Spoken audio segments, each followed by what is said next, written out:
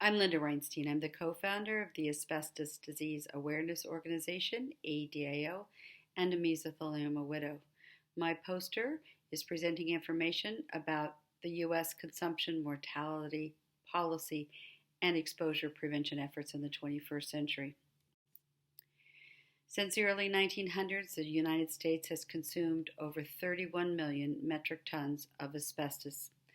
The photograph shows 9/11 disaster and the plume of toxic dust that released tons and tons of asbestos and other chemicals into the air. The timeline shows us in the early 1900s it was known that asbestos exposure could cause disease, suffering, and deaths. Workers began to sue in the 1920s. Clearly, in '64, Dr. Selikoff held his first conference identifying the problems with asbestos. 1973, we hit a record consumption level of 103,000 tons of asbestos.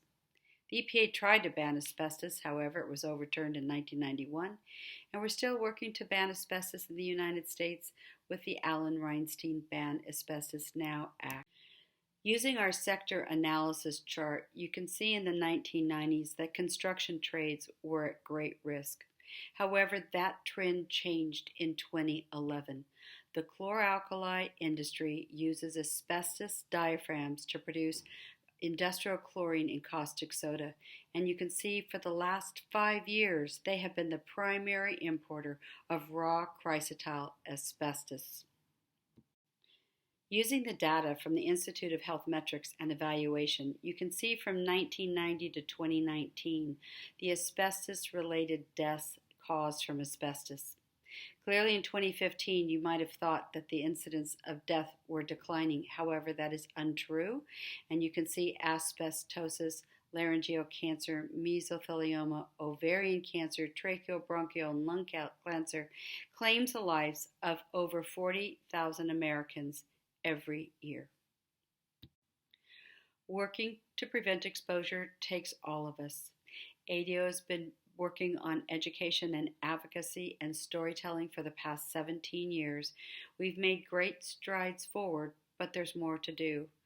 Clearly, our site, No Asbestos, helps to raise awareness. Global Asbestos Awareness Week, we all come together. And of course, storytelling greatly allows us to advance our work. ADAO will stay strong with our mission and vision of an asbestos-free world as we use education, advocacy, and community to work to ban asbestos, eliminate exposure, and prevent all asbestos-caused diseases. Thank you.